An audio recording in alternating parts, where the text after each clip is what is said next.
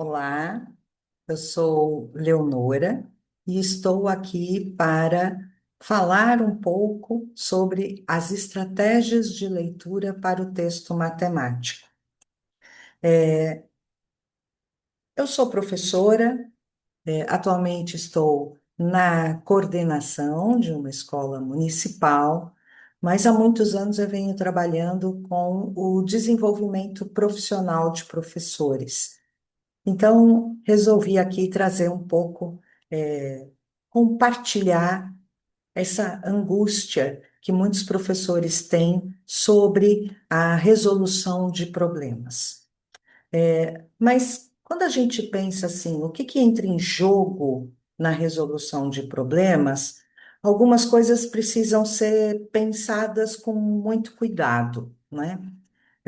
O primeiro deles, que eu gostaria aqui de destacar, é que nós temos dois elementos que permanecem na leitura do texto matemático: a leitura em si do texto e o raciocínio que o estudante precisa colocar em jogo utilizando os esquemas mentais que ele possui. Esses esquemas mentais se alicerçam nos raciocínios do campo aditivo e do campo multiplicativo. É uma pauta que eu não vou tratar nesse encontro. Somente vou tratar da leitura do texto matemático. E por que que eu penso isso? Porque é inadmissível a gente continuar apresentando um texto matemático e os nossos estudantes perguntando: é de mais ou de menos? É de vezes ou dividir? Né? Puxa só os números e encontra qual é a palavra que indica a ação. Eu vou juntar, vou separar, eu vou distribuir, eu vou duplicar. Então, buscar pistas da palavra e buscar os números não é fazer uma leitura de texto, né? E aí, quando a gente pensa sobre esse aspecto, a gente precisa pensar que estratégias estão, em jogo quando pensamos na leitura interpretativa. Bem, os processos de compreensão da leitura, quando a gente olha para a língua portuguesa, nós vamos falar de localizar a informação explícita, vamos falar de localizar a informação implícita, de fazer uma inferência direta, vamos falar da capacidade de relacionar as ideias e as informações, das capacidades de avaliar e analisar o conteúdo e como que os elementos textuais respondem a esse conteúdo. Esses são processos que entram em jogo para eu compreender um texto, né, na hora que eu estou fazendo essa leitura. Mas normalmente eles são dados dentro das aulas de língua portuguesa. Quando a gente vem para o texto matemático, isso normalmente não aparece, né? Dificilmente a gente vê a apresentação de uma situação-problema perguntando qual o assunto, onde acontece, tem personagens, alguém já viveu uma situação similar? Conhecemos todas as palavras que estão aqui escritas. Essas aproximações se dão muito nos textos da língua portuguesa, mas dificilmente elas surgem no texto matemático. Então, eu venho aqui compartilhar algumas estratégias para fortalecer a leitura do texto matemático. Não vou dizer fortalecer, acho que o melhor é para favorecer. Assim, desse modo, os estudantes param de simplesmente olhar para um problema e falam assim: é de mais ou de menos? Vou pegar os números, né? Que tipo de conta eu vou ter que fazer? Eles não fazem a leitura. Eles só buscam pistas para apresentar uma resposta. E isso não é a leitura de um texto matemático. Então, para favorecer, a gente precisa criar algumas estratégias. A gente tem uma aí que é elabore perguntas intermediárias. Neste caso, nós não estamos falando de perguntas propriamente intermediárias, nós estamos falando aqui de estudante de terceiro ano, né? Mas ela cria perguntas para melhor compreender o texto. Ana foi comprar um livro, o livro custa R$ 28, ela pagou com uma nota de R$ 50. E aí ela entra com as perguntas. Ela recebeu troco? Você sabe quanto foi o troco? Você também gosta de ler? Qual a sua história favorita? Não são propriamente intermediárias, mas ela acrescenta perguntas para trazer um maior sentido. A intermediária propriamente dito, a gente consegue expor melhor essas perguntas e tratar melhor, normalmente a partir do quarto ano, onde nós já temos textos um pouco mais elaborados nos problemas de matemática. Nesse caso, a gente está com um texto de exemplo que é do livro A Criança, a Matemática e a Realidade, do Vernon. Então, ele fala de um criador de cabras que recolhe 66 litros de leite por dia. Ele necessita fazer 5 litros, ele utiliza 5 litros para fazer 1 quilo de queijo. Os queijos pesam aproximadamente não, pesam 125 gramas. Ele os vende a R$ 30 a dúzia. E aí quer saber quanto que ele ganha por dia? Bem, obviamente, aqui nós temos um conjunto de variáveis de grandezas distintas, o que requer cálculos muito mais elaborados. Mas, em vez de ir direto aos cálculos que são necessários, eu tenho cálculos que são intermediários. Quanto de queijo ele faz por dia? Qual é o peso de 12 queijos, visto que ele vende a dúzia, né? Quantos quilos de queijo ele faz com 66 litros, visto que, em média, ele recolhe isso das cabras? Quanto 1 litro de leite rende por dia, visto que ele tem aí 5 litros para fazer 1 quilo? Quanto que ele ganha com 10 quilos de queijo? Então, são perguntas intermediárias que auxiliam na compreensão dos cálculos que serão feitos. Mas isso a gente faz normalmente do quarto ano em diante. Antes disso, as crianças podem acrescentar perguntas para atribuir um sentido maior. Uma outra estratégia de leitura é o problema em tiras. O problema em tiras, ele está no livro Ler, Escrever e Resolver Problemas, da Kátia e da Maria Inês. Apresenta-se o texto fragmentado em tiras, e aí os estudantes precisam cortar as tiras e colocar numa ordem que traga coerência para o texto. Bem, se eu pensar, não quero um trabalho com tesoura, uso a ideia de numerar qual vem primeiro, qual vem segundo. Mas é muito interessante a gente pensar nos anos iniciais, o estudante fazendo o movimento dessas tiras, porque ele coloca, aí ele acrescenta outra, aí ele vê que não dá ajuste, então ele vai fazendo movimentações. E essas movimentações estão trabalhando na coerência do texto. É isso que eles buscam. Mas eles também usam pistas. Pistas como a interrogação, o ponto de interrogação tem que ser a última coisa de um texto matemático, né? A letra maiúscula, a letra minúscula, o ponto final, a vírgula, ele vai trazer esses elementos para compor e dar coerência ao texto que precisa ser resolvido a posteriori. Uma outra estratégia de leitura também muito interessante é o excesso de dados. Haja vista que inúmeras pesquisas mostram que todos os números que aparecem num texto matemático, os estudantes colocam em jogo nos seus cálculos. Então, nesse caso, a gente também usa uma tabela. Aqui a gente tem, Caio é um garoto de 6 anos, gosta muito de brincar com bolinhas de gude, todos os dias acorda às 8, toma seu café, corre para a casa de seu amigo Júnior para brincar. Caio levou 2 dúzias de bolinhas coloridas para jogar. No final do jogo, ele havia perdido 1/4 de suas bolinhas e Júnior, muito contente, tinha agora o triplo de bolinhas de Caio. Quantas bolinhas Júnior tinha ao iniciar o jogo? Então, vejam que aqui eu tenho outras informações, inclusive numéricas, que é o que os estudantes puxam para resolver. Então, normalmente a gente vem com uma tabela. O que é preciso descobrir para que eles possam escrever? Quais são os dados necessários para responder essa pergunta? Quais dados são desnecessários à solução?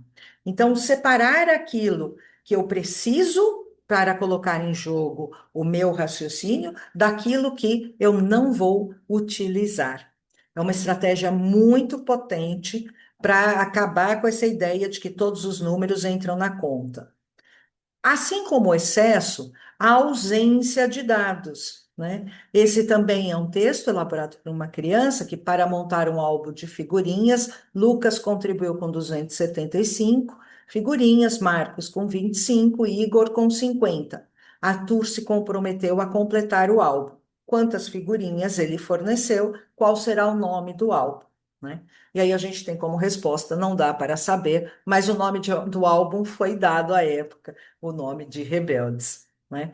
Então, assim, a ausência de dados, porque cria-se um contrato didático, que é chamado na literatura da didática francesa, dado por Brousseau, em que todo texto matemático, para os estudantes, todo problema de matemática exige uma resposta numérica.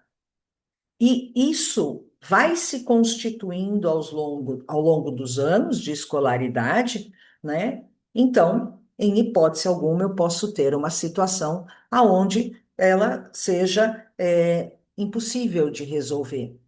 Sempre eu vou buscar os números. Então, a ausência de dados ajuda a refletir sobre os cálculos que eles farão depois. Uma outra situação são os problemas sem dados numéricos. Às vezes, a gente tem dados numéricos, mas que estão dados no texto, na sua escrita extensa. E muitas vezes os estudantes dizem que não tem número. Eu não estou falando do número escrito por extenso, eu estou falando do dado numérico, não tem. E aqui nesse caso, também elaborado por uma criança, João coleciona figurinha, perdeu algumas jogando bafo. E ele deu 4 alternativas de resposta. Agora ele tem mais do que antes, menos do que antes, a mesma quantidade, não se pode saber, né? Então, eu estou trabalhando com a ideia do quantitativo aqui e com a ideia da operação que está sendo feita. A operação no sentido de quais esquemas mentais estão sendo mobilizados para resolver o texto. Temos também a situação de criar textos, e muitas vezes a gente fala, cria o texto matemático, né? Normalmente, os estudantes reproduzem o mesmo tipo de texto que vem sendo trabalhado durante as aulas. Mas a gente pode potencializar essa estratégia. Cria o texto para a pergunta. E neste caso, eu estou dando um contexto.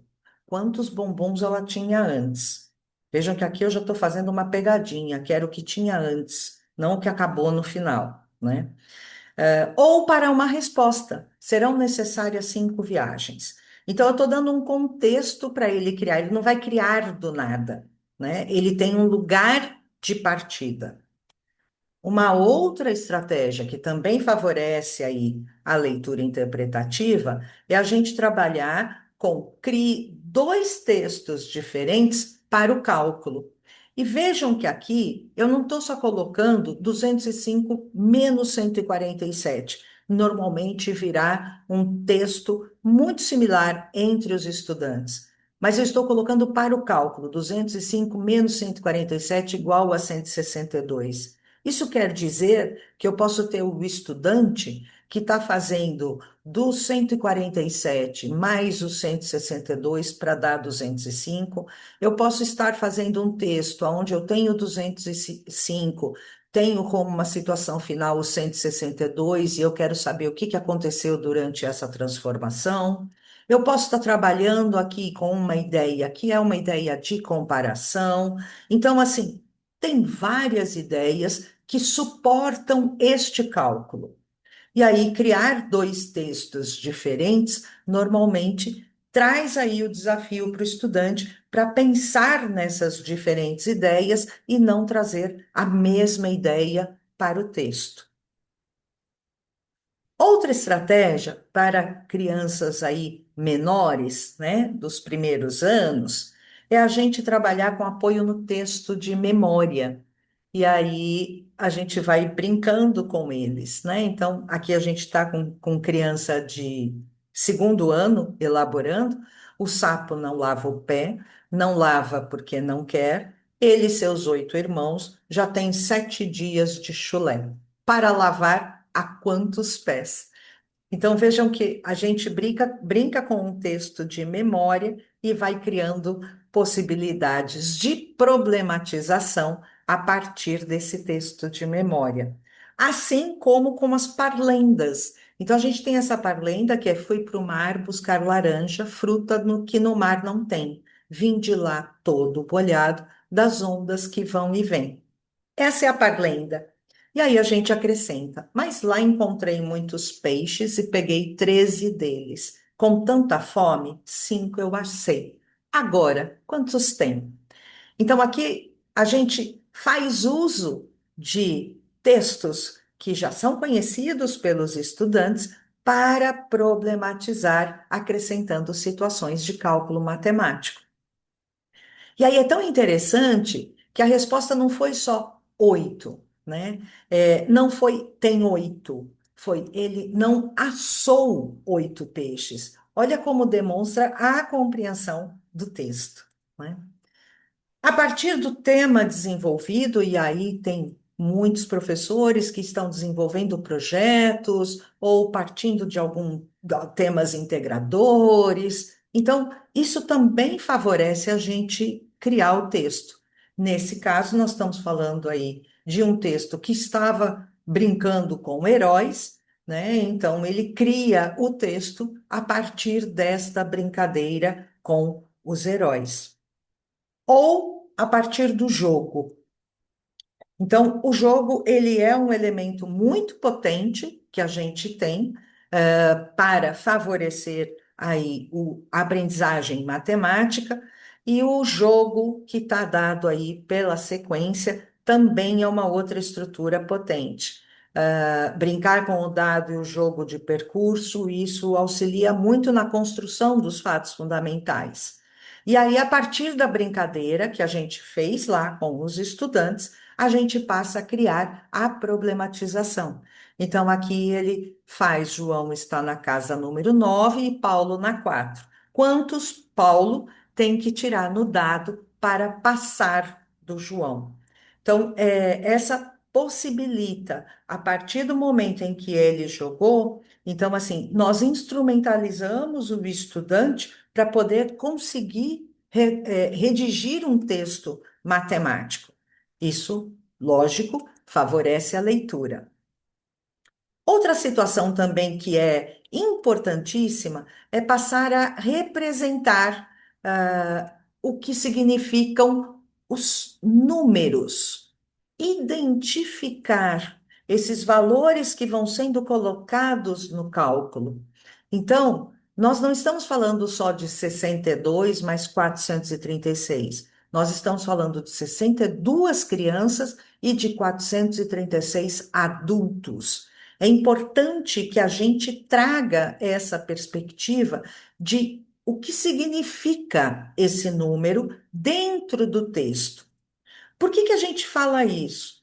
Porque quando as grandezas vão sendo ampliadas ao longo da escolaridade, e aí a gente precisa transpor de uma grandeza para outra, os estudantes têm muita dificuldade, principalmente nos raciocínios que envolvem a proporcionalidade no campo multiplicativo, porque são sempre variáveis diferentes em jogo. Então, escrever o que significam esses valores é uma possibilidade que potencializa muito o que está sendo feito.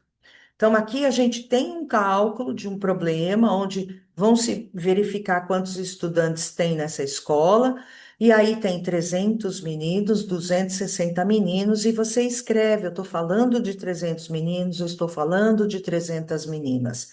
Isso é importante para situar o cálculo dos estudantes.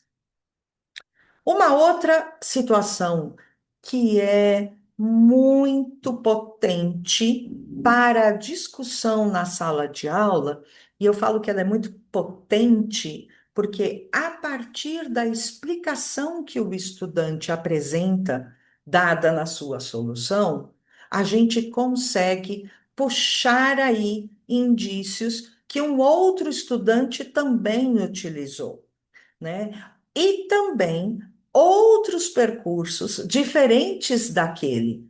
Isso cria uma gama dentro da perspectiva da resolução de problemas que é riquíssima, que é perceber que não existe apenas um único modo de se resolver a situação no problema.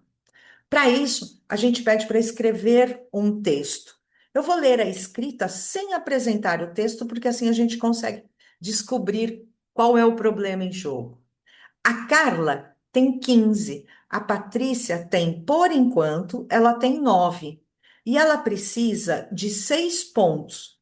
Mas eu desenhei os 15 pontos da Carla, olha eles aqui, e os 9 pontos da Patrícia, olha os 9 pontos aqui. Eu juntei, dá a impressão de que colocou tudo no mesmo lugar, mas na realidade, o que a criança fez foi estabelecer a correspondência aqui de um para um. E sobrou 6 que ela circula. E a Patrícia precisa de 6 para ficar com 15. Então vejam como a explicação é rica para a gente fazer uma discussão em sala, porque com certeza terão outras estratégias nesse raciocínio aí de comparação. Nesse outro, ela tem esta representação aqui dada e ela escreve: eu dou 10 para 5 caixas. 10, 10, 10, 10, 10.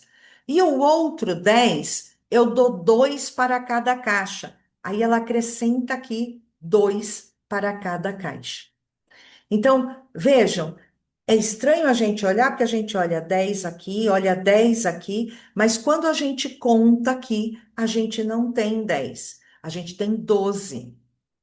Então, ela explicou a forma de como ela fez a divisão dentro das 5 caixas, que numa sala aí, né, de 25, 30 alunos, nós vamos ter situações diferentes para fazer essa distribuição.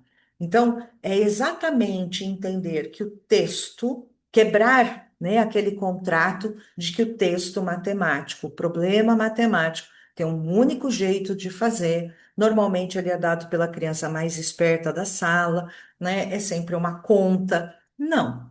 As estratégias que favorecem a leitura interpretativa precisam passar aí por diferentes condições e oportunidades dentro da sala de aula.